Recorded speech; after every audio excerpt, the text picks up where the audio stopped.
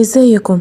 قصة النهاردة بتحكي عن بنت عندها 15 سنة، وكانت عايشة مع والدها لوحدها في البيت.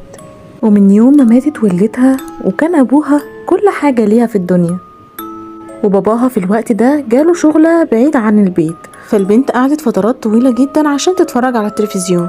ولما الساعة بقت 12 قررت ان هي تروح تنام، وفي الوقت ده حلمت حلم وحش جدا، وشافت ان هي واقفة على طريق سريع. وهي واقفة على الطريق شافت شخص مألوف عليها، ولما دققت فيه قوي لقيته ابوها، وانصدمت جدا ولقيته ماسك راسه بطريقة غريبة جدا، وكان عمال يصرخ وعاوز يحكي لها حاجة. بعد ما ركزت في كلامه لقيته بيقول لها انك ما تفتحيش الباب حتى لو كان انا. ولما صحيت لقيت ان الباب فعلا بيرن، ولما بصت من العين السحريه لقيته ابوها. وفي الوقت ده افتكرت حلمها وفضلت تصوت، والبنت كانت خايفه جدا وعماله تعيط، ومن خوفها غلبها النوم. ولما صحيت بصت تاني على الباب لقيت ان ابوها لسه موجود، وفتحت الباب ولقيت راس ابوها مقطوعه ومتعلقه على الباب.